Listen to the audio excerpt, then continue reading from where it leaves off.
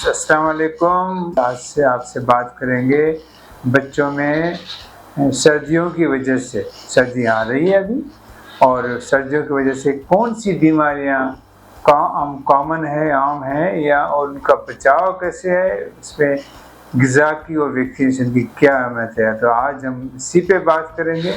और मैं ये कहता चलूँ कि सर्दी एक नज़र से तो बहुत अच्छा है कि गर्मी कम होती है, आदमी अच्छे से जो है ना कपड़े पहन सकता है, बच्चों को अच्छा जो है वो एक ड्रेसिंग कर सकता है बच्चों की, तो बड़े बच्चे भी खुश रहते हैं क्योंकि गर्मी नहीं होती ना। गर्मी में तो अपने आप से इंसान बेजार होता है, और जब लाइट नहीं हो, बिजली नहीं हो, तो और भी बंदा परेशान होता है।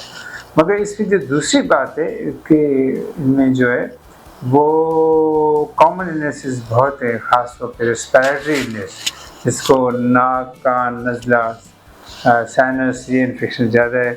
तो इसमें हमें ख्याल करना चाहिए कि बच्चे को कैसे बचाएं इनको। तो कौन से वायरसेस हैं ऐसे जिसमें कॉमन है, जो सबसे पहले तो मैं इन्फ्लुएंजा वायरस जैसे राइनो वायरस है, आरएसवी वायरस है, जिससे ब्रोंकियोलाइटिस होती है। आजकल तो हम केसेस बहुत देख रहे हैं, बच्चे को एकदम खांसी हो जाती है शुरू, कल बच्चा ठीक था, आज खांसी शुरू हो गई और आस्ते आस्ते बढ़ती जाती है। और रात तो इन बच्चों की बहुत ख़राब होती है, माँ बाप बहुत परेशान होती है।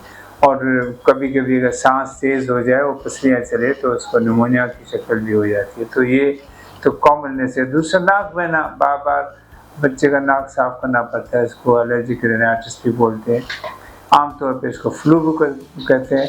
तो दूसरा ये फ्लू, स्टमक फ्लू में भी तब्दील हो जाता है, जिसमें डायरिया, वॉमिटिंग भी हो जाती है, बच्चा खाना पीना छोड़ देता है। तो ये बहुत ही कॉमन प्रॉब्लम है। कभी कभी बुखार तेज़ भी हो जाता है, और छोटे बच्चों में तो फिट्स भी आने लगते हैं, और कभी कभी इसमें बच्चे में वायरल मेनिंजाइटिस भी हो जाता है।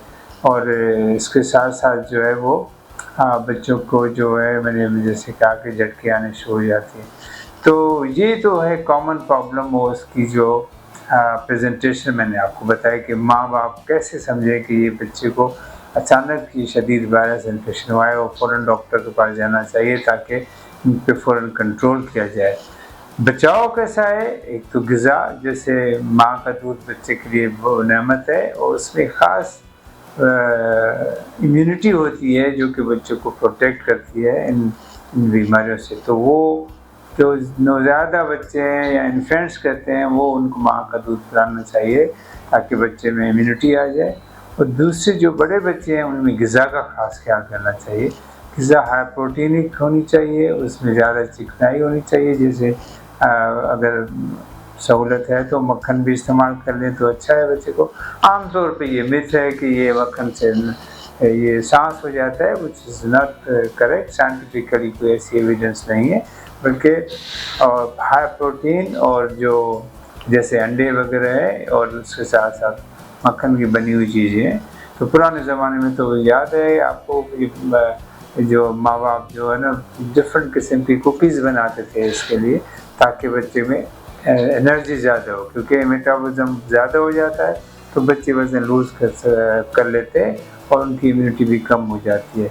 तो ये तो एक ग़िज़ा है जिसका ख्याल करना चाहिए। जो नेचुरल फ्रूट्स आजकल आए हुए हैं, जैसे अनार है, जैसे ये है अमलोक है, जिसको जापानी फल भी कहा जाता है, और ये इसमें भी इम्यूनिटी ज़्यादा है, इम्यूनोजेनिक होते हैं ये, इसमें फाइबर भी ज़्यादा होता है, ठीक है, और इसमें वाटर कंटेंट भी ज़्यादा होता है। तो ये बहुत ज़बरदस्त है। वो एप्पल भी आजकल अच्छे आए हुए हैं, वो भी खा लें। और आजकल अंगूर भी अच्छे, इसमें विटामिन सी होती है जो कि बहुत इम्यूनिटी के लिए बहुत अच्छी होती है। तो ये बच्चों को खिलाना चाहिए।